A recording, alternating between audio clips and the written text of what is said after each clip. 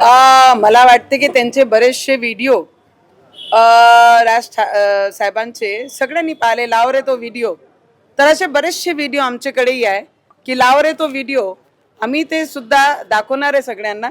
पण मला असं वाटतं की देवेंद्र फडणवीसजींवर बोलायची, कारण एवढे वर्ष देवेंद्र फडणवीसजींनी राज ठाकरे साहेबांना सांभाळून ठेवलेला होता, तर ते राज साहेबांनी ते विसरू नये. मॅडम हे सांगा मॅडम एक प्रश्न असा आहे, आपला एक महिला म्हणून आणि पत्रकार म्हणून हे प्रश्न विचारणं की दोन्ही भाऊ एकत्रित आले ॲज ए परिवार.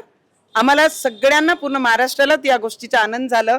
जे एकमेकाचे चेहरे पाहत नव्हते, आज दुकानदाऱ्या चालू करण्यासाठी ते एकमेकासोबत बसलेले आहे. तर त्याच्यामध्ये अंतर आहे. ॲज ए फॅमिली आली असती तर पूर्ण महाराष्ट्राने बाळासाहेबांचं नाव घेऊन जल्लोष केला असता.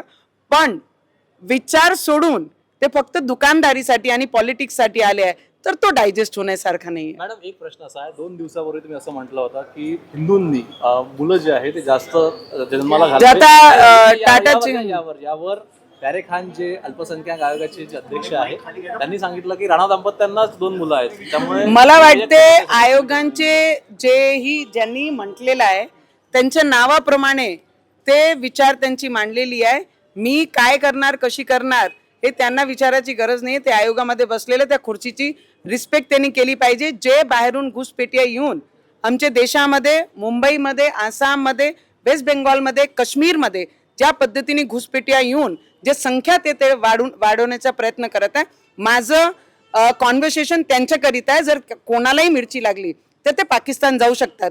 1946 मध्ये जेव्हा सेपरेशन केलं, 1947 मध्ये जेव्हा देश आझाद झाला तेव्हा त्यांना पाठवलं होतं. काही लोक इथे राहिले तर त्यांनी हिंदुस्थानची कदर करावं आणि हिंदुस्थानमध्ये हिंदू लोकांची जनसंख्या वाढली पाहिजे, त्याकरिता त्यांनी बोलावं.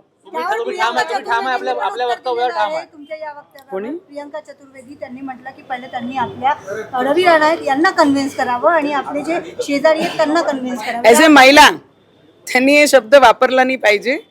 आणि ॲज अ फिमेल त्यांनी जे माझी भावना आहे, डोक्यावर जे बिंदी लावतात, जे टीके लावतात, त्याचा तरी त्यांनी सन्मान करावा.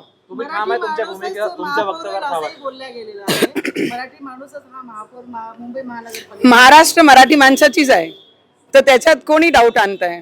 मराठी माणसाचीच मुंबई आहे, त्याच्यामध्ये कोणीही शंका आणू नये आणि कोणीही हिंदूंमध्ये फूट पाडू नये. फक्त तेवढीच विनंती सगळ्यांना करते. थँक्यू.